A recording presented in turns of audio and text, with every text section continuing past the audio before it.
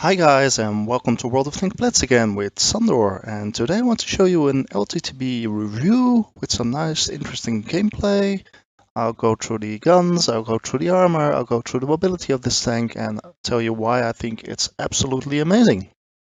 Well, in patch 3.5, which is actually after I recorded the footage for this review, Wargaming announced a nerf for many of the light tanks, and they did nerf the LTTB a little bit.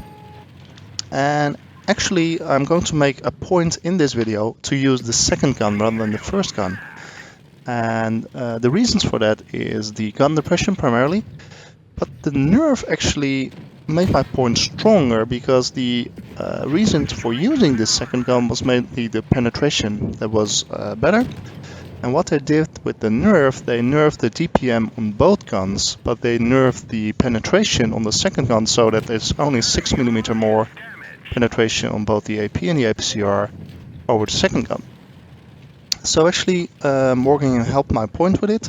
The DPM nerf, it sort of fits into the line that Wargaming seemed to have, where at tier 7 the mediums have the DPM advantage, and the lights have the camo and the camo mechanics advantage as well as the mobility advantage. And with the camo mechanic advantage, I mean the way that the camo ratings are absolutely amazing as such for the LTTB. So if you're standing still behind the bush and shooting, you're very hard to spot.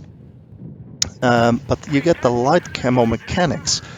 And what light camo mechanics means is that if you're on the move, you have the same camo rating as if you're standing still. So this thing can go about 70 kilometers per hour. So if you go around the battlefield 70 kilometers per hour, you get the same camo ratings as when you're standing absolutely still. And that's phenomenal because it allows you to relocate and show with flanks and rears of packs of tanks and absolutely ruin their game.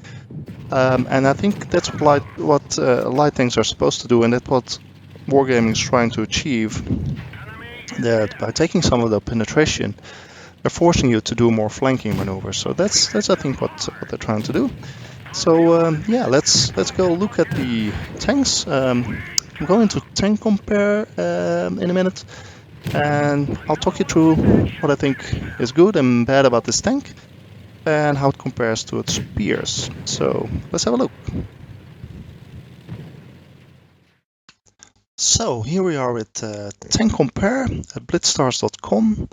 And I'm comparing the tank to the other light tanks in the tier in the normal tech tree, the SPIC, SP1C, and the T71, the US light tank that was added in patch 3.4.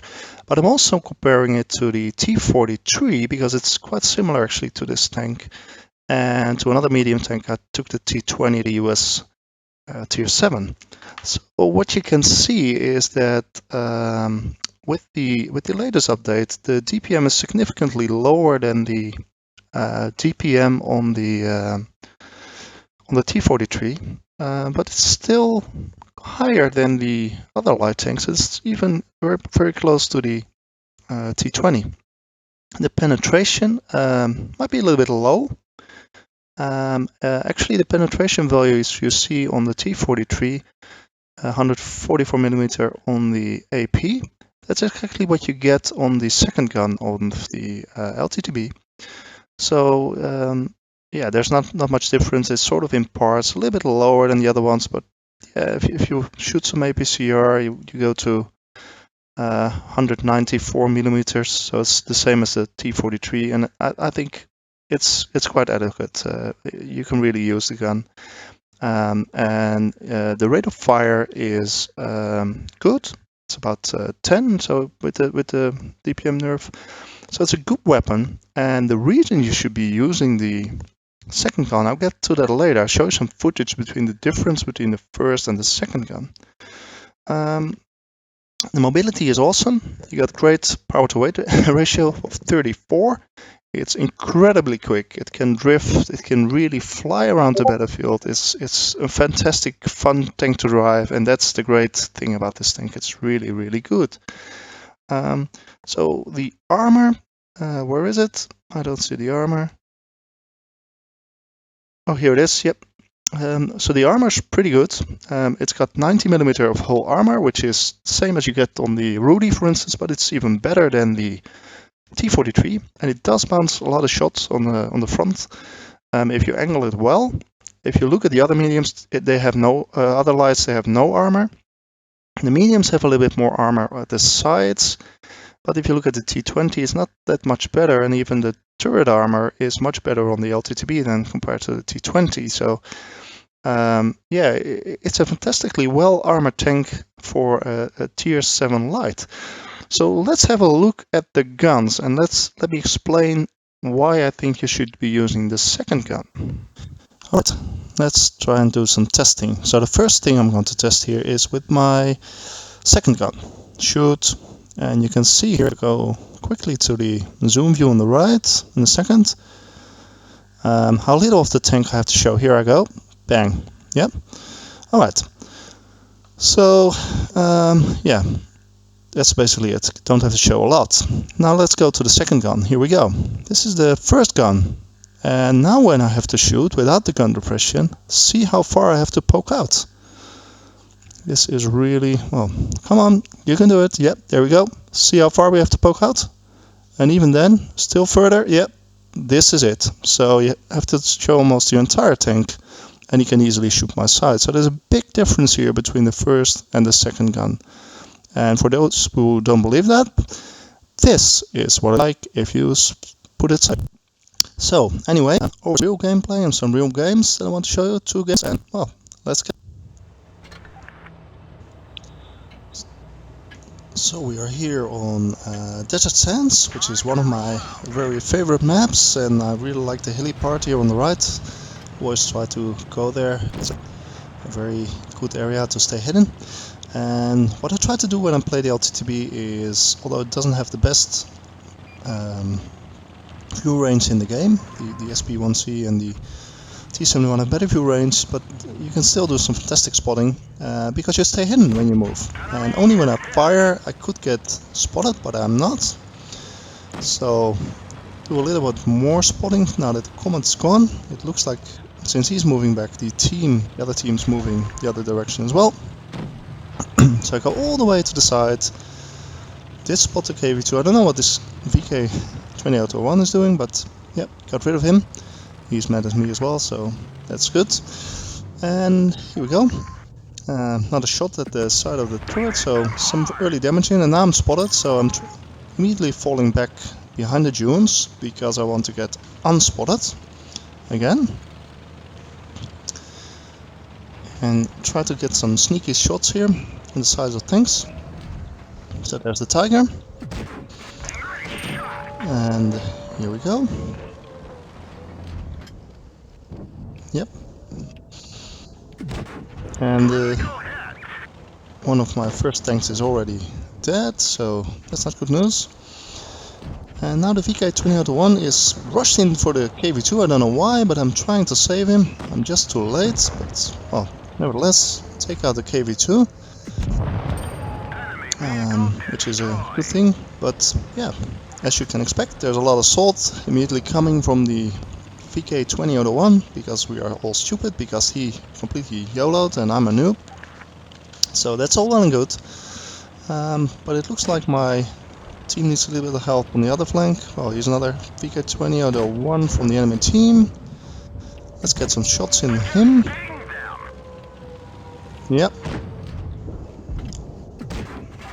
I don't think I'm spotted, so lots of free, easy damage. And now, with this shot, am I got spotted? Yeah, I'm spotted. So, here we go with the Tiger 1. Maybe kill shot on the VK. Yep, that's done. Oh, an SU 152. And now it's 4 against 3, and there's a comet. Can I get rid of him? Oh, this is not looking good. I'm in between 3 tanks. Yep, got the comet, and here's a spick. Can I shoot him? Oh, I missed him. And there's an easy 8 there as well. So lock onto the AZ8. No, maybe one shot for the pick. Missed.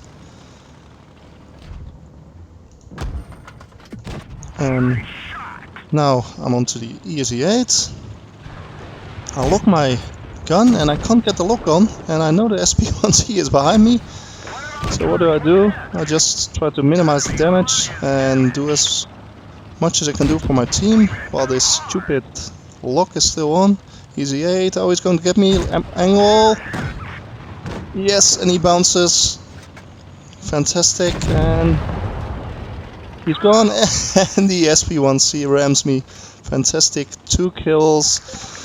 And suddenly it's 2 against 1, so the Tiger and the VK are laughing their ass off. This was very funny, of course, and the SU-152 killed the Comet, so I need to spot it.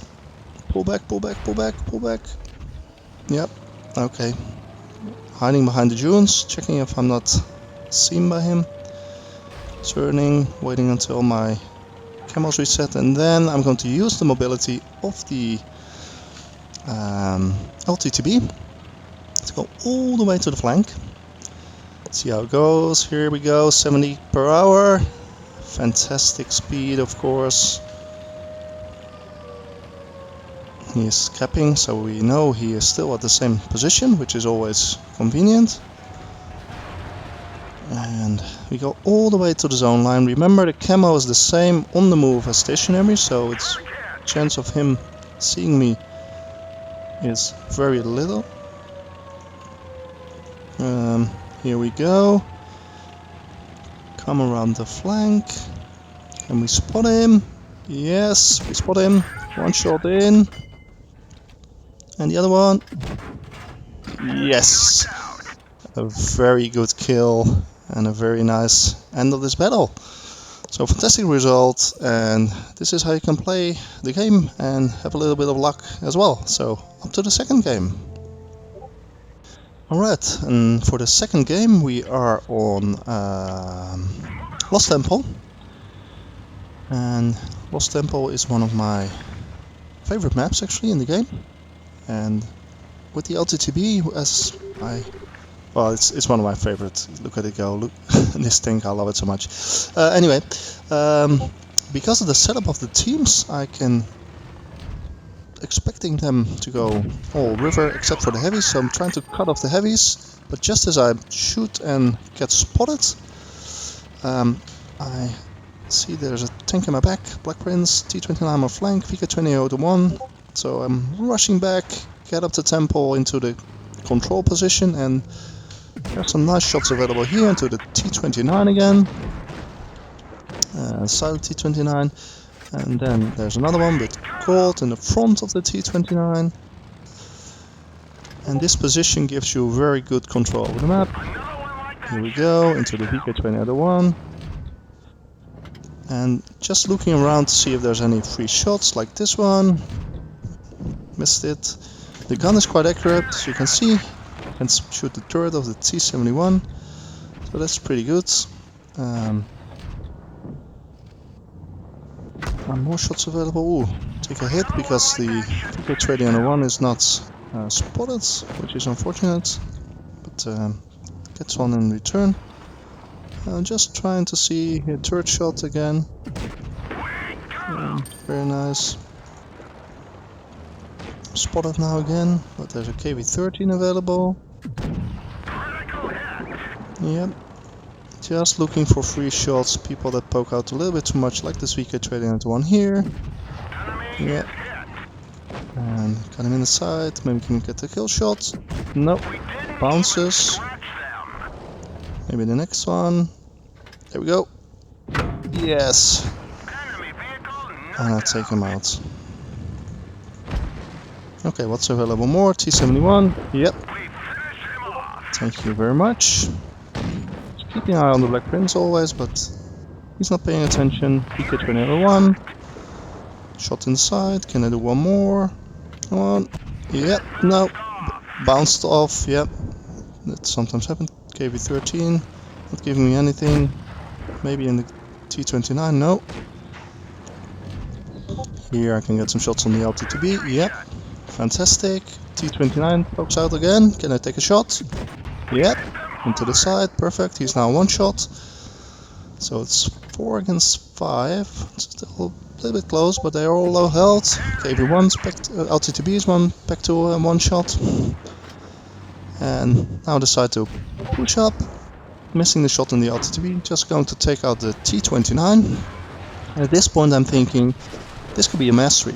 So I want to get as much as experience and kills as I can. So I take out the T29. One of my teammates falls, but that's okay at this stage. The Black Prince is gone as well. Can I take out the LTTB maybe? Nope. So that's just the KV13 left. And I need damage and I need kills. I want to get that 4th kill because this feels like a mastery. Sometimes you have it. I track him. And then I wait for him to see my teammate. And I let him pull back. So he can't be shot by my teammate. I put my tank in front of him so he can't be shot by the SU-152. Is a bit lame tactics, trying to block the 152 and shoot him with gold in the back for the final kill. And is it a mastery? Let's have a look. Battle finished, hopefully. And yep, of course, very good. Here's my mastery. So I really enjoyed this tank. I think it's fantastic. One of the most fun drives in the game, and I can really recommend all of you to get it and start enjoying it. So hope this review was helpful. I had a lot of fun making it, and thanks for watching. Please subscribe and like, and I'll see you again soon on the battlefield. Bye.